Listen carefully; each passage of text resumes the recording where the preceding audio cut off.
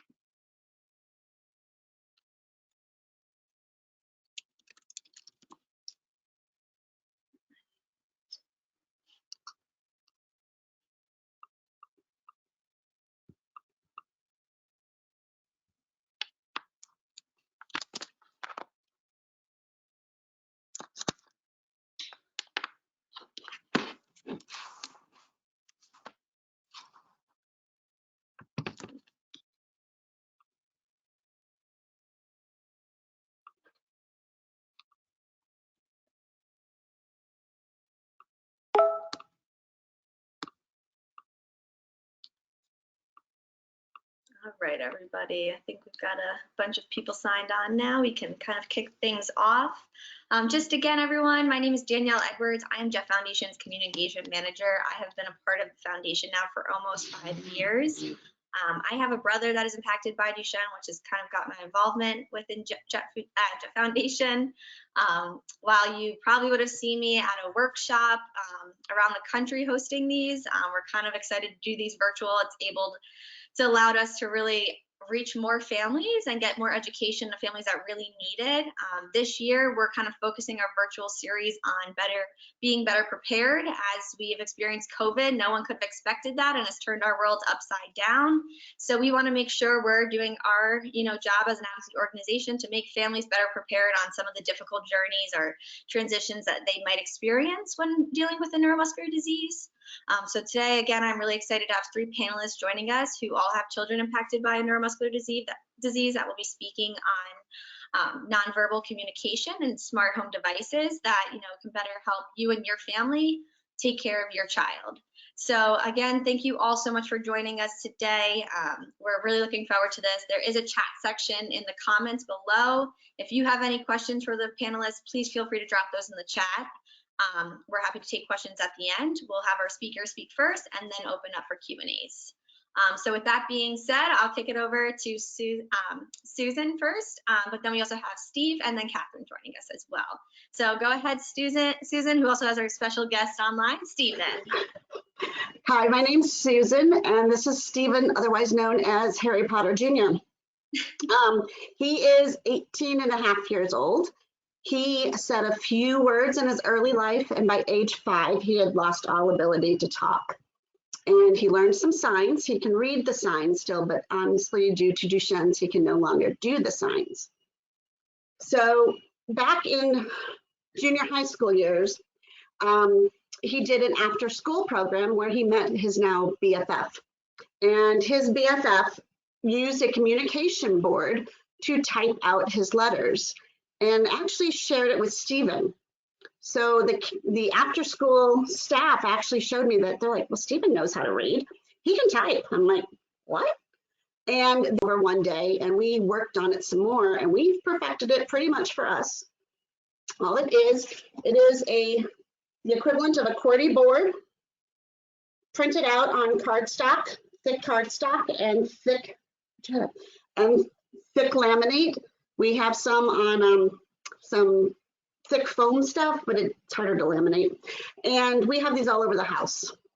And so even on the back, we were trying to play bocce ball that had been modified, and he had to tell us, we couldn't move it for him. He had to tell us how to move the bocce ball ramp and that. So we had to come up with other things.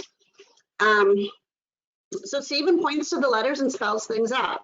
And just like a typical teenager, he abbreviates. So it's TY for thank you, it's YW for you're welcome, Y for yes and for no, and that's how he communicates. I will tell you that if you don't believe in him that he can do it, he will prove you right. He will not type for you. But if in your heart, and he's got that sixth sense like all of our kiddos do, in your heart, if you know that he can do it and really believe that he can do it, he will type with you. So we had problems at the school level with the typing. And then on top of it, the school said, we don't approve that. Would you stop? We don't approve of that communication method because that meant that somebody was moving his hand. So, yeah. So we ended up actually pulling him from the school district, and we now bring staff support in and do real curriculum, all with assisted. Somebody holds his hand, but actually, honestly, one of our supports has special needs of her own. She's dyslexic. She's got a couple other things in there too. And he's here typing all the answers out before she can even get the answer formed in her brain. And she's like, are you sure that's the right one? And he's like, yep. And sure enough, he's got it. But because she's got that belief system, it makes a whole lot of difference. And it goes back to where you assume competency in all of our kiddos. It's not the same competency that you and I might have for each other or ourselves, but we still assume competency, and he's doing it. I mean, he's passing grade level. We're at a junior right now because we failed a year and lost a lot of time due to being out sick. So we're doing grade level, age level, appropriate work, and passing it on the most part, high B's and A's, which is something he's never been given the chance to do. So yeah, we're pretty proud of that. So that is our story in a nutshell. It all started with a friend helping him out, and it's gone from there. Do you have something to say other than you're being funny? Sit up. I'm gonna have to cover Harry Potter if you don't stop. You're gonna be in your best if you don't stop. Do you have something to say?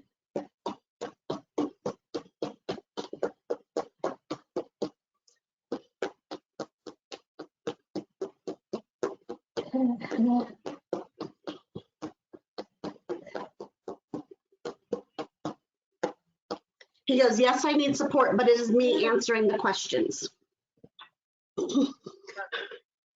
Yes, Stephen. Yep, no, go ahead. Anything else, Stephen, you want to add? You guys good?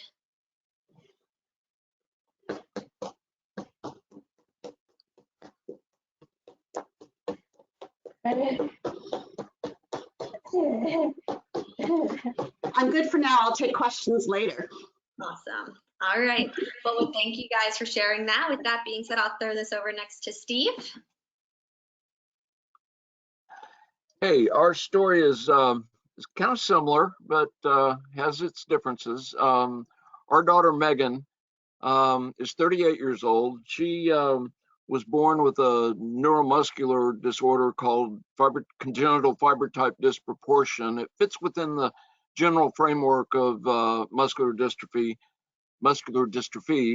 and but not well known. The one great advantage, if you will, is that it's non-progressive. So we're able to maintain Megan's level of functionality, if you will, physical functionality with a lot of support and therapy.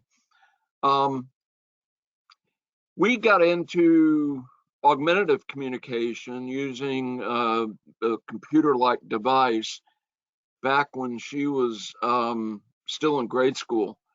And we started off with a device from Prinky Romick Company. And it had very little icons, and it was a very fixed scheme. So it was, if you think of it as a as most augmentative devices are, it is a picture will represent a word or a phrase. And so it's something that there's something obvious about the picture that connects it to a thought. It might be a green frog. holding an umbrella. I just made that up. So that could obviously represent the color green. It could represent a frog. It could represent water if there's water around it. It could represent the umbrella itself. It could represent a phrase that says, "Is it raining outside?" I mean, you kind of get the idea that the picture relates to a phrase or word that you might want to speak. So in essence, it's a little different from what Stephen uses there in terms of just spelling out what he wants to communicate. And Megan has some real difficulties with her visual acuity. She's got some nystagmus, so her eyes move kind of constantly, and that makes her visual acuity difficult. So when we started out, it was a real challenge for her to use the device with rather small pictures that she had to hit the right thing, and it can get very complex. So we weren't overly successful, but the company later introduced something which was more of a dynamic touch screen, more what you would kind of expect in the years coming up around 2000 or so, where it was actual touch screen interface, and you could touch one icon and that would actually bring up a whole new screen of icons. And it was a big change. It was almost like learning a new language for Megan, but she worked on that. Being in school was a challenge, though, because none of the teachers were trained on it. They had some support specialists, but they weren't able to do a lot except try to help the teachers. But we just found it to be a really frustrating experience for Megan. So school was not a really great experience for Megan. There was a lot of frustration. And once she aged out of the system, then it was a matter of, trying to support her ourselves and trying to find ways to help her. So we've recently changed devices, and I'll touch more on that later, but that kind of gives you a general background of our situation and our daughter.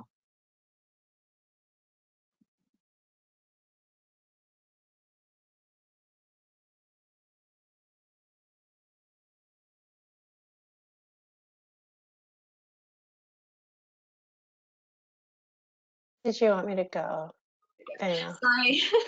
You think after doing so many of these, I would be a professional by now? I just couldn't find the mute button. Go ahead, Catherine. I'm sorry. Thanks, Steve, for sharing that. Hi, everybody. My name is Catherine, and my son Julian is 9 years old. We had the luck to get connected with the Jett Foundation a couple of years ago when Julian went to sleepaway camp to Camp Promise for the first time 2 years ago, which is a huge step for him.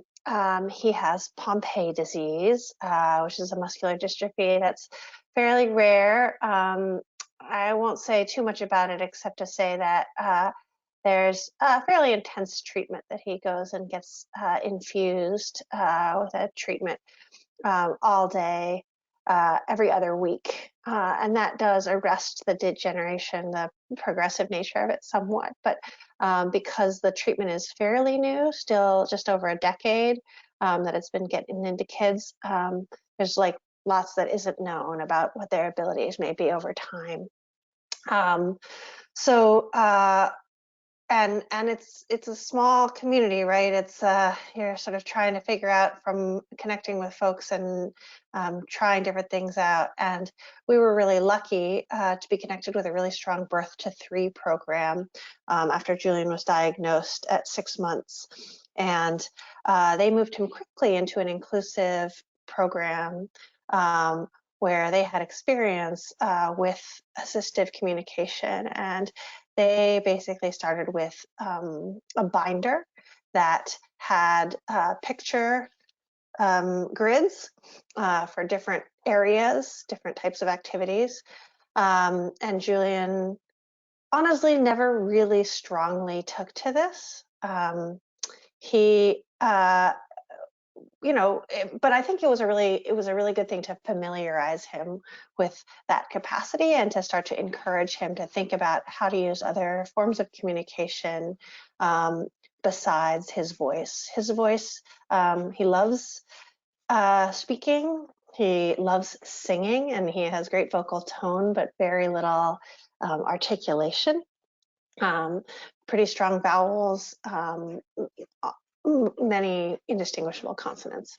So it's always been a challenge because, you know, over time, we as his parents and others caregivers who are folks who are close to him, begin to understand his voice. And that's much easier for him, right? To just speak to us and expect us to guess.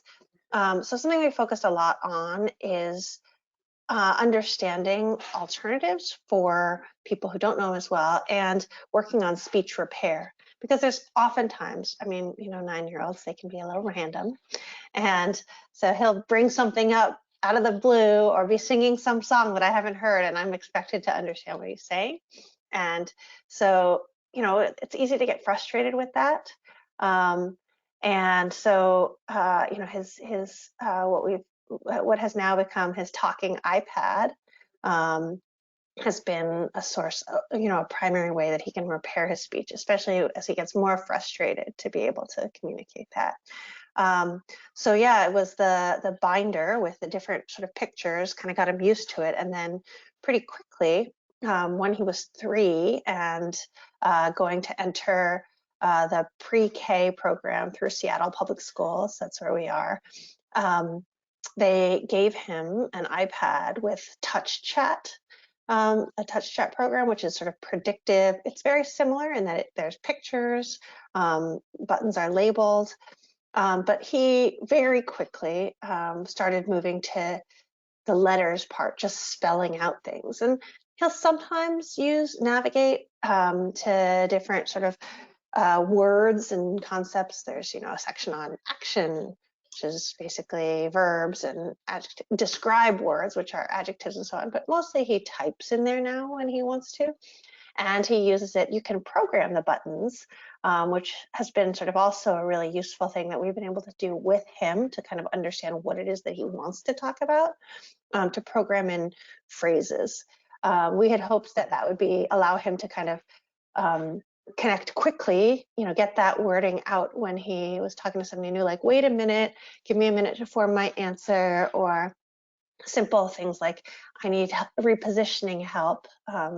He's, you know, not able to stand or bear his own weights. But it's turned out that he doesn't really care for those too much, and he'll use, you know, his voice to kind of say those kinds of things, which is more or less effective.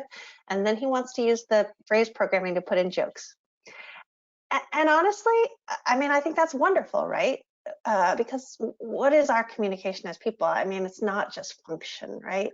That's not the heart of how we communicate. It's about sharing humor and feeling and all of those things. And for a 9-year-old, the way to connect to peers is really very much through jokes, through putting their names into his iPad so he can approach them and, you know, say their name, and they get excited about the fact that they're on this device, right? I mean, I think that's such a key part of it, is making this not a requirement. You must do this, but this is an option for you to get your what you want to say across. And let's find ways to use it in ways that are meaningful to you, amplify your own desire to communicate. Because Jillian's great at connecting with adults, and it's been more of a struggle with peers. You know, kids don't always have the patience. But on the other hand, once they start to see, hey, this is a way, then they're much less sort of resistant to change or difference than many adults are. So that's a little bit about our journey. And yeah, I mean, I think one big change will be, I mean, the iPad, even though it's, you know, I mean, compared to what we might have had when we were kids, is really great and small and powerful. It's also bulky, right? How do you get that on a desk with schoolwork? you know, with a computer these days, you know, he's doing all remote school and then having the iPad on the side and sometimes doing that in his standard device that he uses a couple times a day. It's a lot. And then when we're out in the community, you know, with his wheelchair, to put that on as an arm makes it really difficult for him to then have control of the wheelchair and the power chair, and in the manual chair, which we rarely use, I mean, it's virtually impossible, right? So I think, you know, one thing going forward is to think about, okay, when will Julian get a phone? Because he can do texting on it, right? And we may or may not be able to find a device that then will say those words aloud, or say them audibly, right? But I mean, just to have that to be able to use as speech repair, I think could be really powerful. So that's all I'll say for now. Thanks. Awesome. Thank you, Catherine. I agree with all your points there. And just to kind of follow up, I'd love just kind of transitioning, and I think we can kind of take some questions from the community as well, but kind of just now kind of get into a conversation here, because I think some of you guys shared a lot of similarities. And I guess one of my questions is kind of, how have you handled remote learning now? And then also, how, you know, going back to the school points, like how do you have conversations with the administrative, the school, you know, those working within the schools, your teachers, and also the classmates? Like, how do you get inclusion within the classrooms? How do you get people to understand the technology that your children are using? Kind of things like that. If anyone wants to take a stab at that.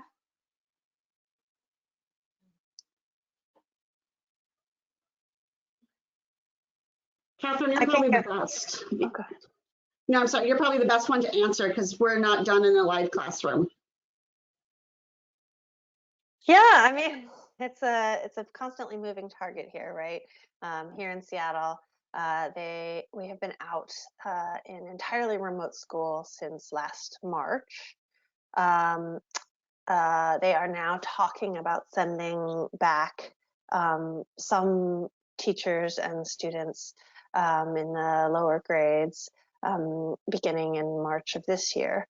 For I guess a few months before the school year's done. We honestly don't expect to go back, and you know, as many of you may have concerns about exposing our son who has, you know, respiratory vulnerabilities to the classroom. It's hard to know when we'll go back, but at the same time, I mean, social development is a huge thing for Julian, and finding ways in which he can interact casually and build friendships is something that is a real struggle, right? He's not yet at a point where he sort of has any level of independence online. He'll look at Google Maps and he'll Google YouTube videos he wants to watch, but we're not talking about interactivity there. So school is really the main way that, and we have organized weekly play dates with a couple of friends, siblings of his that he met in music class many years ago, and who are sort of well bonded to him. And I think that's been helpful to sort of enhance this idea of remote, the social possibilities of being virtual.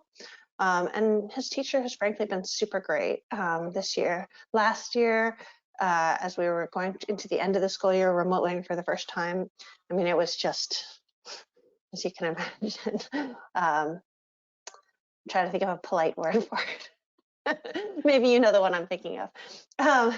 But it was a mess. And, you know, even now, I mean, there's lots of technical glitches, dropping calls all the time, but they spend, you know, several sessions, short sessions, you know, never more than an hour at a time on Teams sessions. And they have lunch bunch where they play games sometimes. And remote school's been good. In fact, actually, I think because of Julian's being habituated to using a computer, he's had an easier time adapting than some other kids who really struggle to put their attention onto a screen. So yeah, I mean, I think it's on the one hand really so eager to sort of see them back and able to interact, but also feeling like, well, we're doing what we can here, right? We're protecting our elders and all of the community, teachers and so forth. His teacher's pregnant, so it'll probably be a while, right? And we feel good about that. It helps, I think that Julian's really contextualized this and understands what it means to take care of your community in this way. So. Does anyone else have anything to add?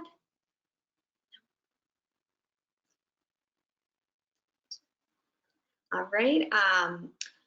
Just another kind of, just check the little chat box. Another question, maybe this might one for Stephen and Susan, kind of how do you communicate, and obviously Catherine and Steve, please feel free to join in too. How is it communicating with your doctors about your child's needs and when they can't advocate for themselves or kind of say what's wrong or how they're feeling, I guess? Can you kind of talk a little bit more about that? I can tell you that we tend to stick with doctors a very long time. They tend to get rid of us. Because once you've learned the kiddo, you hate to let go unless you absolutely have to. We've had a couple of the specialists move away. We've had one where he's outaged. So we only change when we're forced to change. So I can at least call and say, okay, I've got the Stephen. This is my scoop. And I'll share a little bit. We were in the hospital for 3 weeks in December due to a severe case of pancreatitis. So we got home and we started eating food, trying to increase his food through his G-tube. And he kept saying his stomach hurt and to stop the feeds. And we couldn't figure out if it hurt because of the pancreas got mad again, or if it's because he was truly full. So we stopped him. You know, we were listening to him. We stopped him. And finally, we did blood work this week and we got the lab results back and the pancreas is not mad. So that's confirming us that he truly is full. His stomach was hurt because we were overfilling it. It was from not having food for almost 3 weeks, not a lot of it, if at all, on some of those days. We were just trying to force in too much at one time, even though it was a slow feed. The stomach said, I'm full. So that was good to know that, because he didn't show the typical signs of pancreatitis. So he did not have any feeling between the autism high pain tolerance level that we have, and the Duchenne's neuropathy. We didn't have any of the normal pain. So when he started saying that his, whoops, excuse me, hey, stop. You gonna sneeze? Okay, he's okay. Excuse me. So when he started saying that his tummy hurt, we weren't quite sure what that meant. So this week we figured out that based on the blood numbers for the lab tests that we were getting, it's because he really was getting full, not because the pancreas was mad. We allow him to type for the doctors. We've always encouraged the doctors to talk to him, not to us.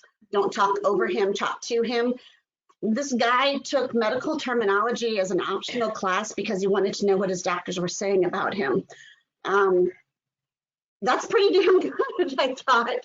You know, so he's aware of what's going on. He may not be able to spell it out exactly, like my tummy hurts, where we knew that that could mean a couple of different things, but he's aware of what's going on. So it's like talk to him directly. And like, so we tend to stick to the doctors the long term. So they get to know the guy, you know, and go from there. He's like, this is Stephen we're talking about. So what are you going to do? What, you know, this is what he's saying based on his previous history. How are we going to go forward? And that's really, really where we go through with it. That's great. Catherine or Stevie, you want to add anything there?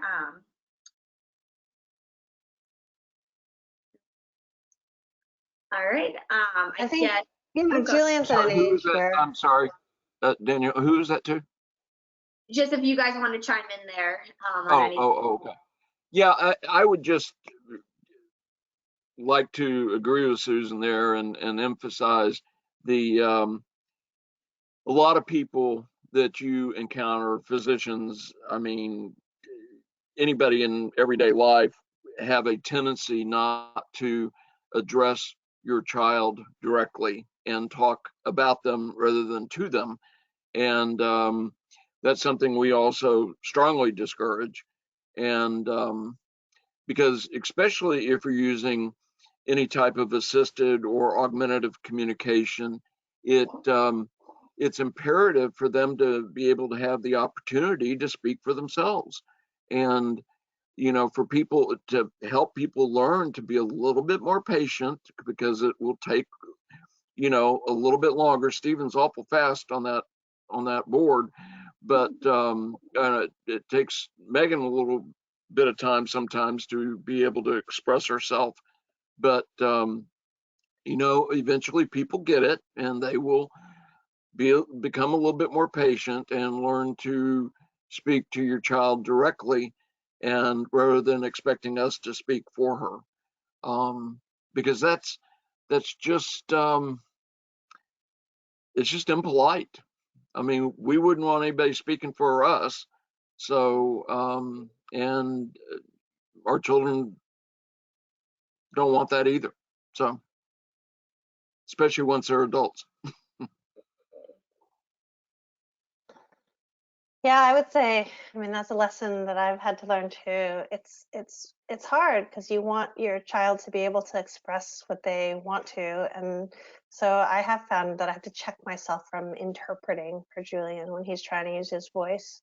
And that's another reason sort of to lean on the assistive tech and say, you have an option, you can make yourself heard. But it is, I mean, for me, it's not necessarily the most instinctive thing to sort of check that rather than try to, you know, help him be understood by the world, right?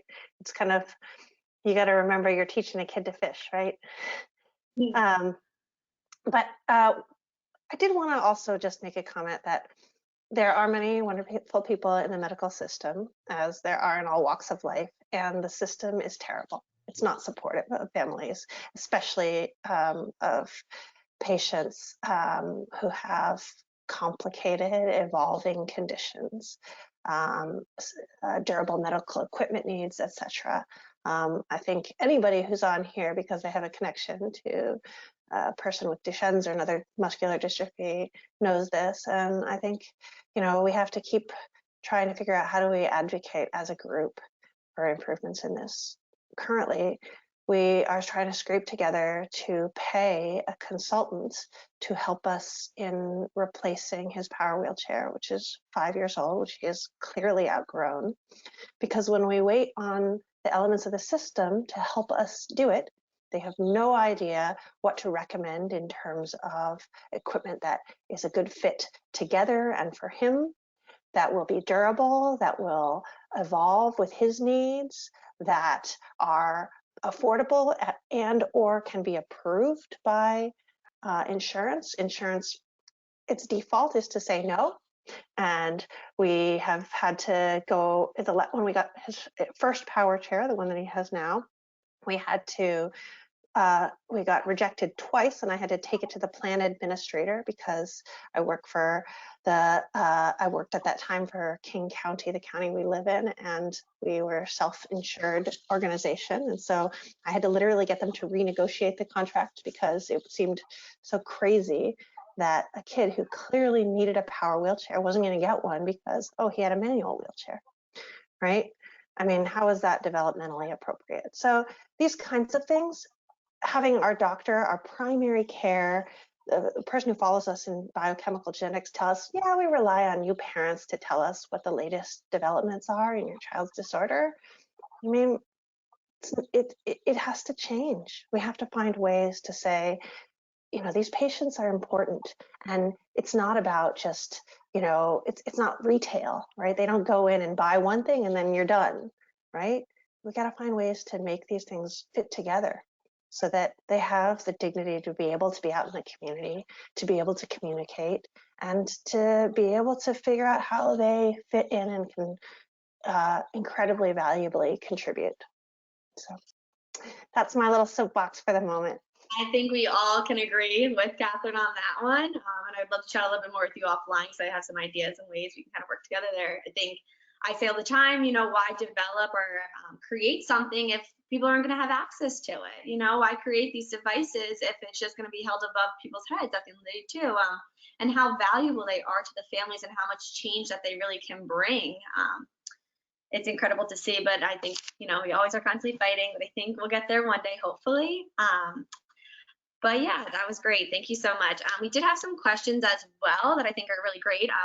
And let me just grab this. And obviously feel free to, if all of you guys want to answer, feel free. What would be the best way to approach communication if I'm unable to understand the first time?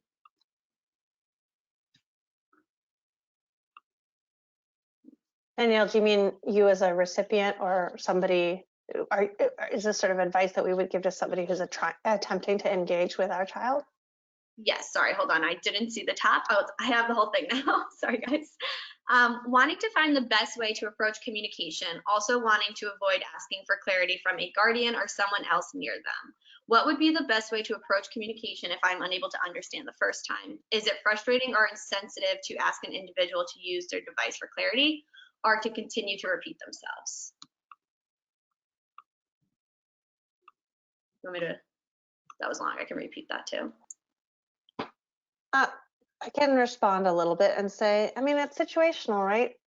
Just like any communication that we have.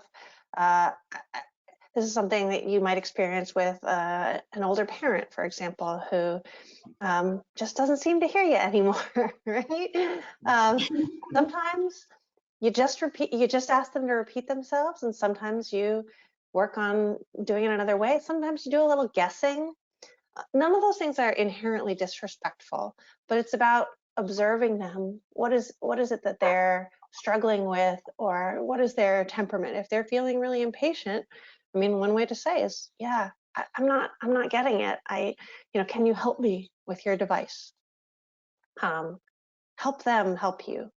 It's own that it's you who doesn't understand. It's not them who's failing to communicate necessarily, right? It's a joint communication is a joint endeavor, and if you're not getting it, then you problem solve, right?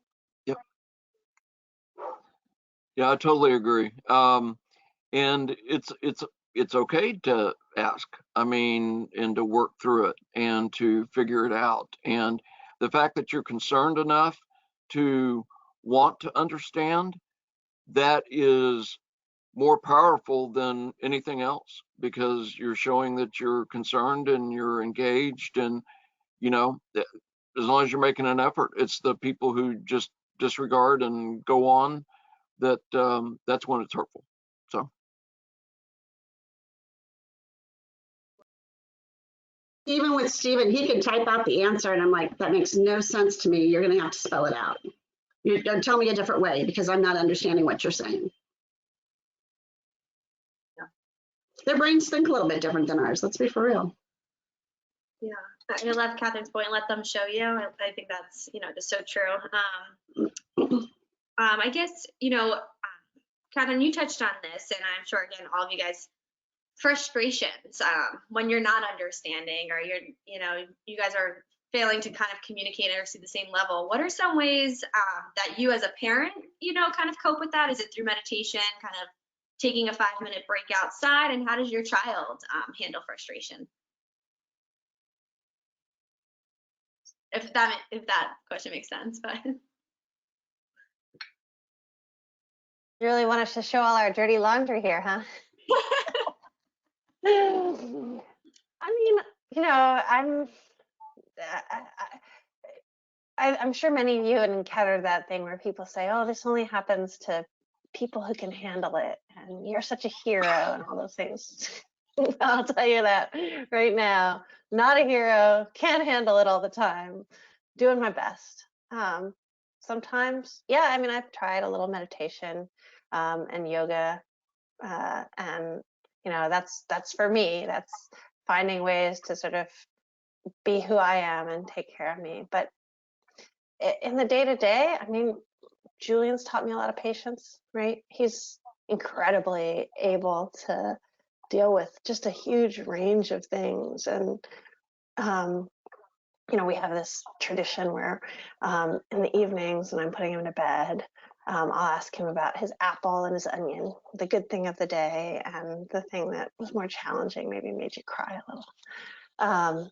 And, you know, he tells me, oh, the whole day was my apple. I don't have an onion today. I'm like, really? Because I kind of remember we had a pain check-in and like, you like couldn't wait to get out of your chair. And, you know, you also, today was the day you had to go to infusion and you spent the whole day sitting in a hospital, right? And like, had all these computer problems or whatever. But for him, that's not what it is, right?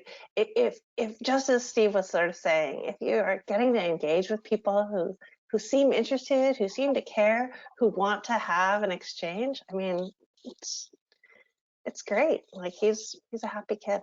So I'm really lucky in that way. I'll say our situation is slightly different, or at least our daughter's reaction is a little different. Being almost a 40-year-old adult,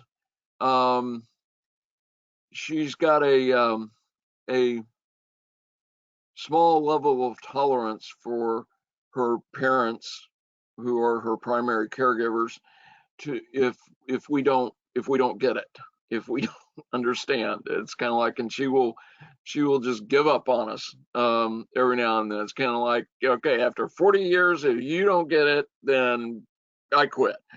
So which is probably to be expected, right? But we don't run into that very often because we have a lot of experience together and we've gone through a lot of stuff together. And but it's you know, you just have to learn to be forgiving. So. And here you just do what you got to do. That's what it comes down to it. And Catherine, that's kind of what you were saying. We're not a saint. We're not an angel. We just do what we got to do. And we just keep plugging along for the sake of our kids. I mean, it is what it is. Absolutely. What are some of the biggest, you know, highlights and challenges you guys face as parents? Okay, as we were talking about a minute ago, and older people with hearing impairments, could you repeat that, please? All right, well, I can change it for, let's talk then about some of the highlights of the equipment and devices that you guys use and some of the challenges then. We'll switch that. Oh, okay. We tried to do some of the electronic equipment. We started out with PECs, and that's probably what you were referring to, Catherine, with the picture exchange again. By middle of grade school, he was like, nope. So they would have him pick choices. They would finger choice. And then when we got this typing program, or when we started typing on the paper that we type, we did find a program out there for, I know it's on iPads. I would think it's on non-iPads too. It's called Assistive Express. It's like $20. And it will let you type your words. It will let you pre-program your words. It will let you prompt your words, like preemptive typing, and it will say the letter by letter or the word by word or all the sentence when you push enter. And that worked great for a while. The problem is the buttons on the program are like this tiny, and his little hands, even though he's got small hands, we lost some of that fine motor piece. And so we no longer, I mean, we use it, like when we go out and do fill the boot at the grocery stores pre-COVID, we programmed it and we said, thank you for donating to XYZ. And you would just push the button when people put money in. And that way he acknowledged them. He said, thank you. And people turned around and went, wow, you know? But so it has its good points, don't get me wrong, it has its good points, but the buttons are very tiny. So now when we do the board at home with all of our paper boards, the squares are 1 inch by 1 inch. It is much easier to hit, per se, if you want to call it that. And even then, he's getting kind of lazy nowadays. Instead of using a finger, he uses his hands, so you have to guess what word he's typing and then fill in the blanks. So it's like Scrabble overload here sometimes. But we know that with the progression of the disease, we're going to be losing some of that even more of that fine motor. So we are working with our local children's hospital and their speech department. We've been practicing with the eye gaze machine, and we've had some pretty good luck. We're not finished with the test program yet of which app's going to be which computer, which app, all that fun stuff. We're still working on that, but hoping to finish that up hopefully by summertime, and then to see what we can get and how to afford to get one of those. Because what's sad is our kiddos need them. A lot of people need those types of machines, even not kiddos. They don't make it cheap. They really try to gouge you with our disabilities in order to have a free and equal life. So it'll be interesting to see what happens from there. But that's where our difficulties are coming in. Like I said, we had a great program. It worked great until the fine motor left. We're using this now, but we know that we're going to lose more fine motor, and then we're going to get to the more expensive stuff, and that's going to be the challenge of how to pay for that one, because that's not a cheap program. Yeah, having used computerized devices now for, I don't know, 30 years, you're right. It is, the technology is very expensive.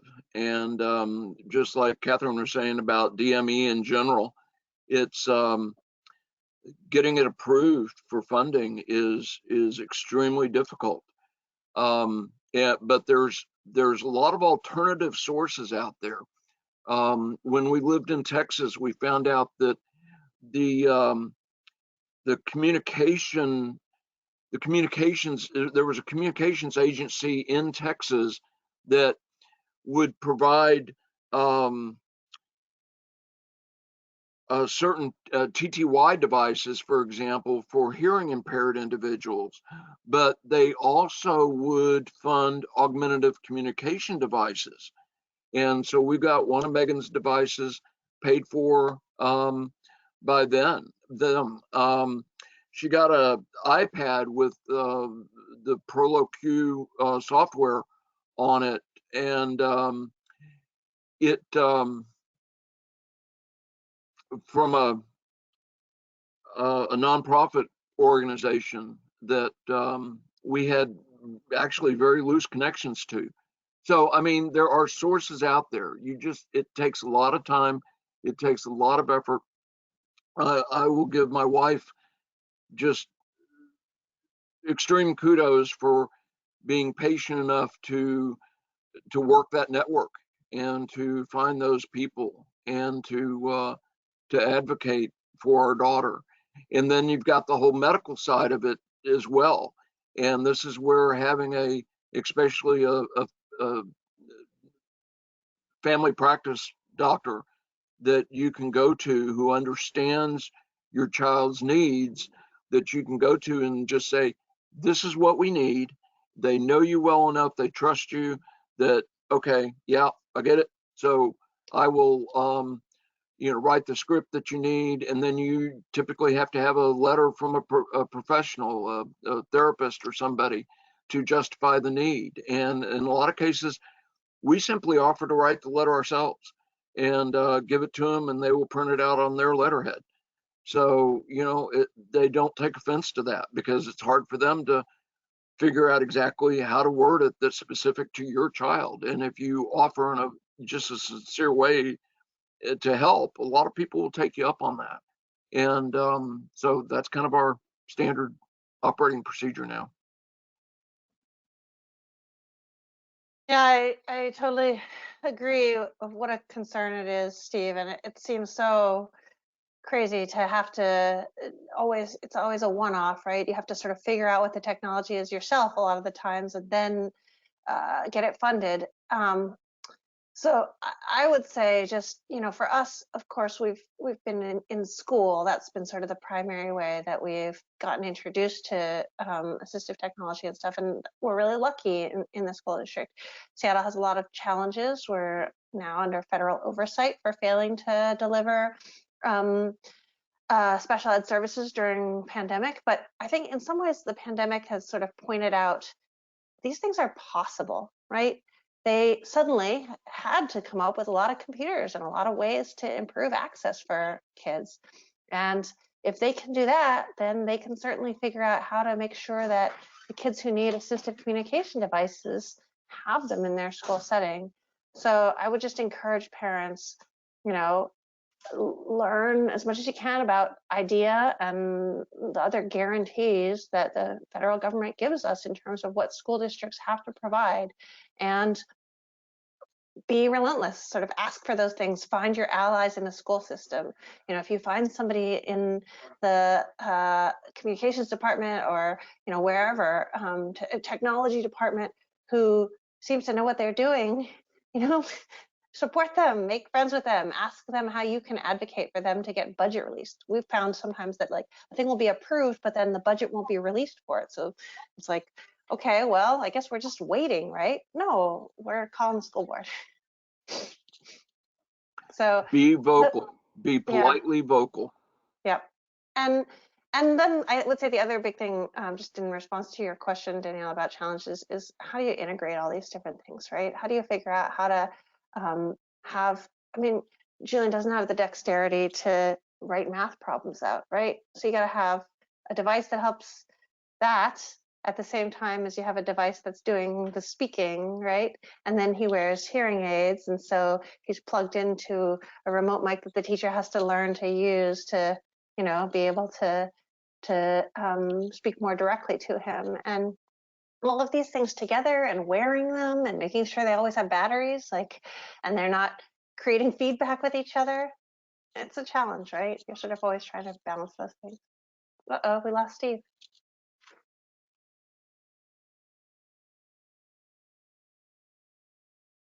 I'm here. I'm just plugging in computer. Awesome, guys. Thank you guys for answering that.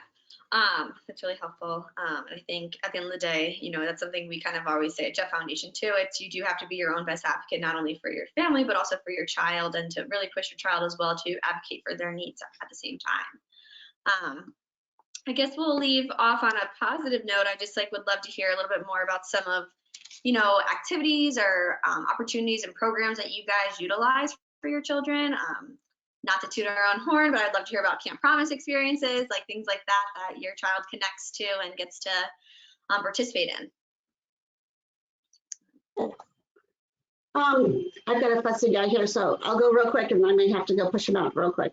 I can tell you that we use the Assistive Express on the iPad. He's got a couple of buddies here that are all in the same boat with the communication, just with different reasons. And there for a while, pre-COVID, we were getting together like once a month, and they're all guys. So they were trying to get together and figure out how they're going to go out. They decided they were all going to go to Hooters.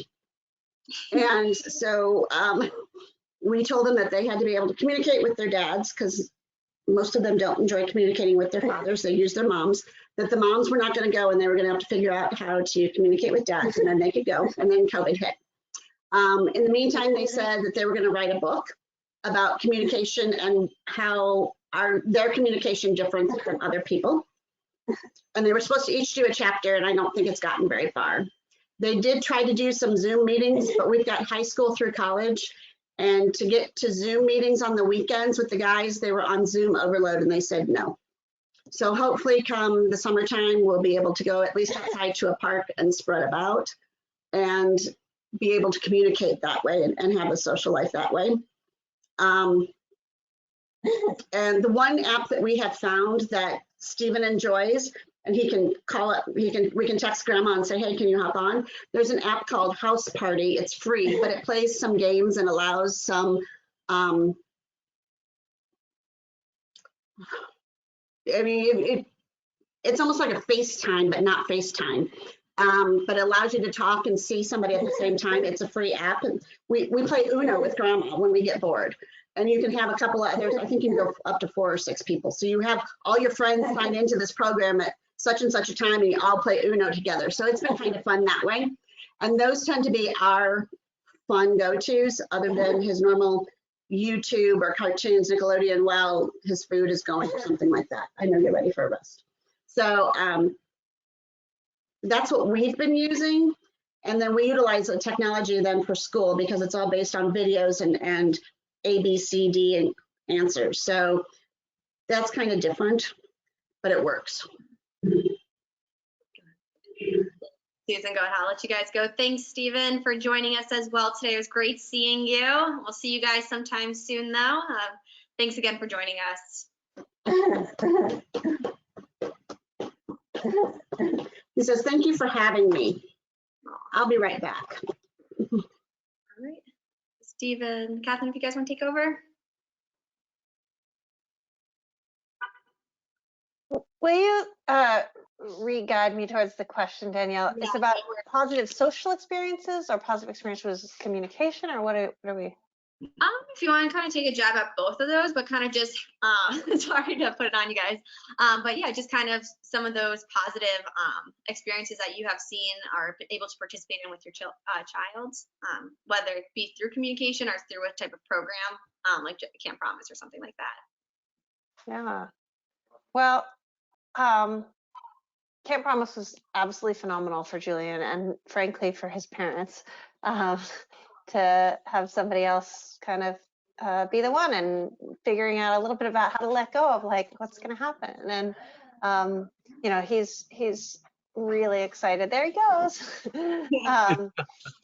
He's going to say hello. I think not quite on camera yet. The other way. Lex, a little bit more that way. Or no, sorry. Yeah, there, it's backwards. There we go. Hey, Julia. Hey, buddy, how are you? That's his lift and his caregiver, Lex. Yeah, so, I mean, Camp Promise was huge. He loved being there. He wanted me to tell you guys today that he loved the archery and he can't wait to get back to that. And he loves boating. And next time, can he be out on the boat a little bit longer? Because the last time it was too short. I'll pull up some strings and make that happen for him. Oh yeah. So that's been wonderful. And you know, I think I really hope that as Julian gets older, we can sort of evolve towards more of those experiences where he, you know, is a self-advocate in them and kind of gets more and more independent. Those are some of our goals, right? For him to figure out ways to be more independent, and communication, of course, is such a huge part of that, because none of us are really independent, right? We're all relying on the fabric of society, kind of holding together. We all need help, but to be able to ask for it, be clear about what you need, and be able to direct people on how to get it for you. Those are important things. So. Yeah, Camp Promise has been great. I would say, you know, let your child drive, but one thing that's been incredibly great for us has been music. He's been in, there's a curriculum called Music Together that is offered, I know, all around the country and the world, where kids from a very young age kind of get together initially with their parents, and then they kind of are in the classes just together, where they're singing and doing sort of musical activities, not necessarily playing music, it's sort of, or playing instruments, it's sort of pre that. And it only goes up through age 7, but it was part of how he made friends, how he learned to love his own voice, right? Even if it wasn't necessarily understandable to others, to be able to develop tone and musicality, and to relate to other children through music. He auditioned for Seattle Children's Chorus and has been successful in that after some effort. It took them a little bit of figuring out how they were going to make it work, but I mean, he learns different parts of the music and he sings them, and they've been doing it virtually, which I don't envy that, but that's been a great thing for him. So I would just say, you know, don't assume that things aren't accessible to you. We had to look to find a chorus that literally practiced in a place that wheelchairs could get into. And then we the first time we auditioned, they were like, not sure he's ready, but we kind of went at it again, and I think that's been a really good experience.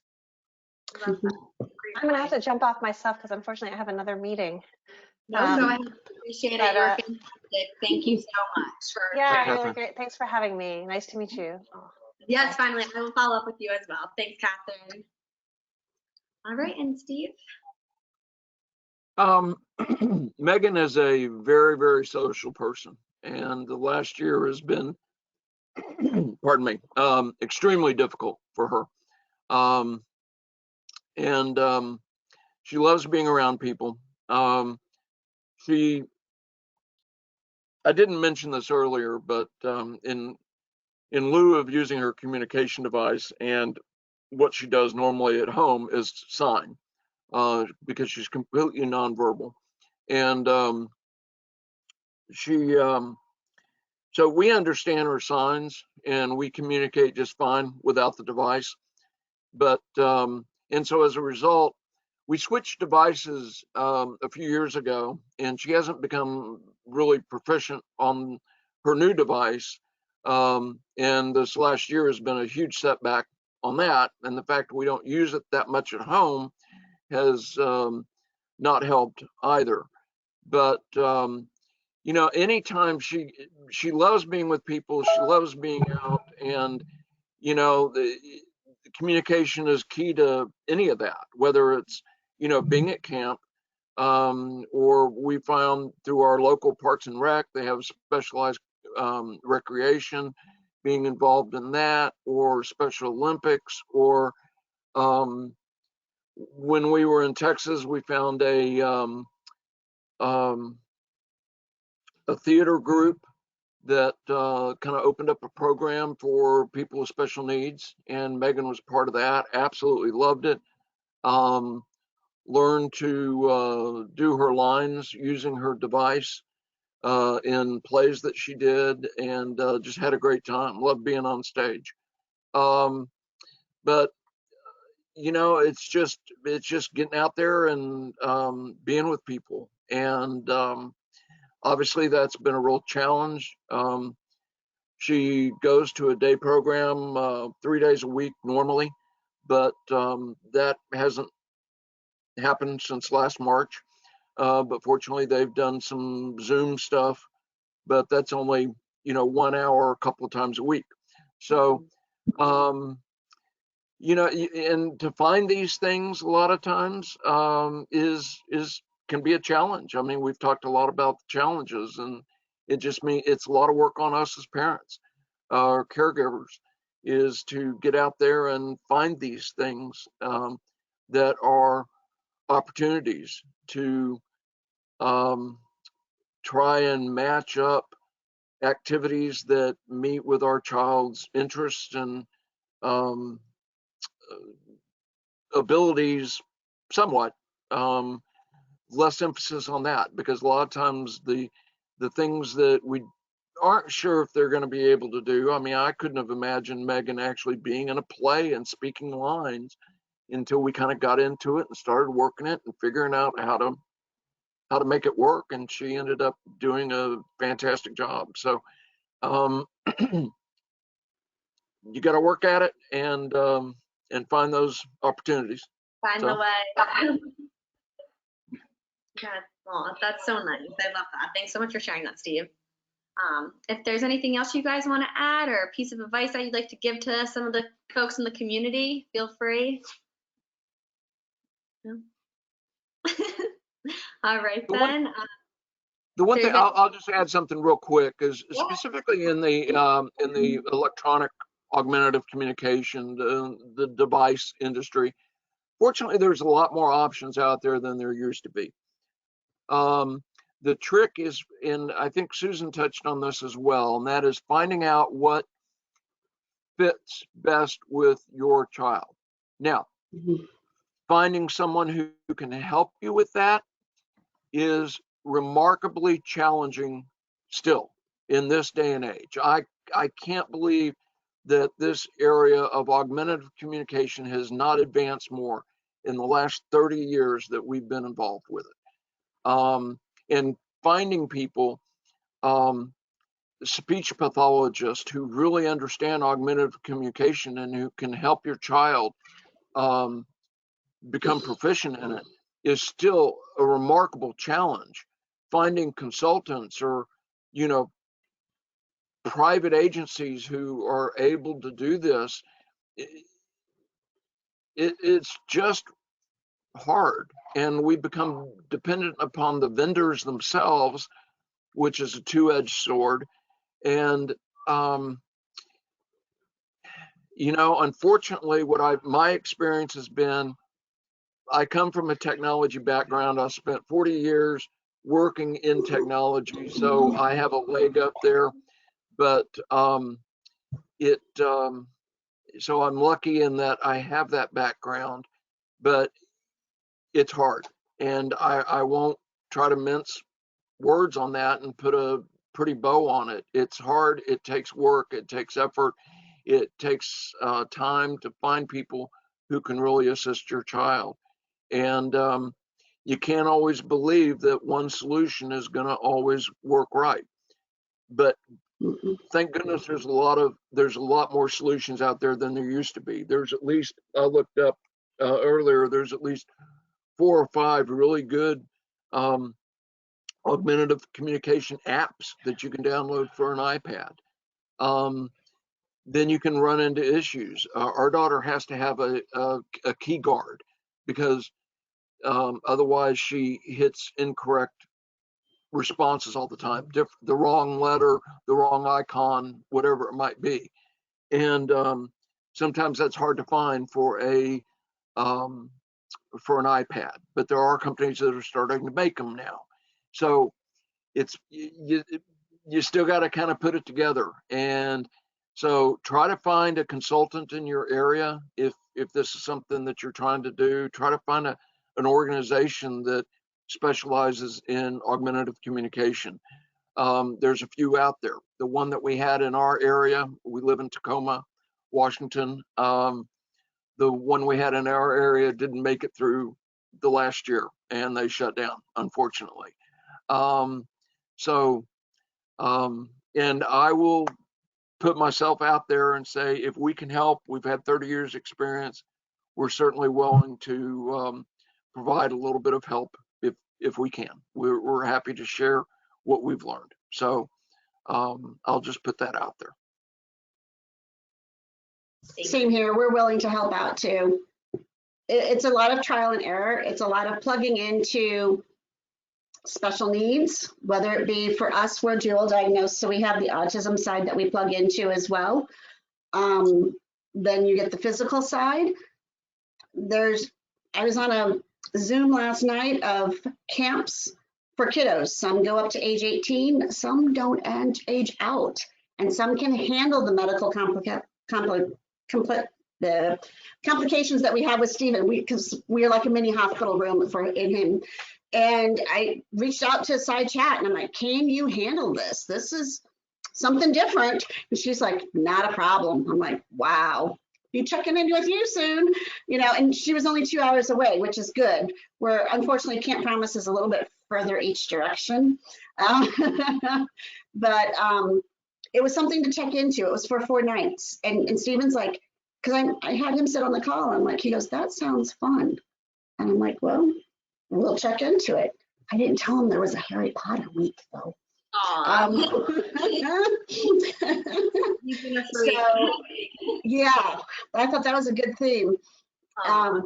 But you know, you sit in and listen to a lot of the disability boards, whether it be for your county or your state or the school district.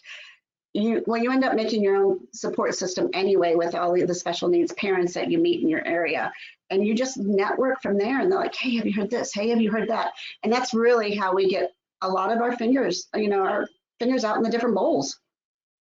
Yeah, and I think that's why we're kind of, you know, trying to have these webinars. Exactly, you know, parents learn from parents. Like, we're learning from each other as we go, what's working, what's not going, how we can fight a little bit harder, what words we can say to kind of work out in our favor, you know, just those things. And I think all the points you guys touched on today were fantastic, and I can't thank you enough. I do real quick, I know we're a little bit out of time. Just want to say we got some awesome feedback from the community. People are saying you guys are awesome, and thank you so much for sharing all that.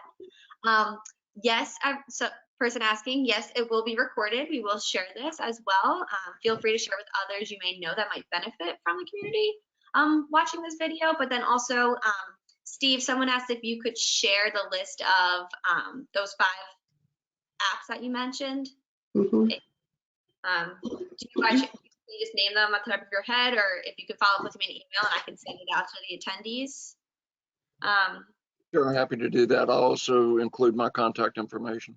Okay, fantastic. So I will share an email out to everyone attending and with all those resources that Susan, Steve, and Catherine all talked about. I think that would be really helpful for everyone. So if there's any other questions, please let me know. But thank you all so much for coming out today. Thank you guys so much for sharing your personal experiences.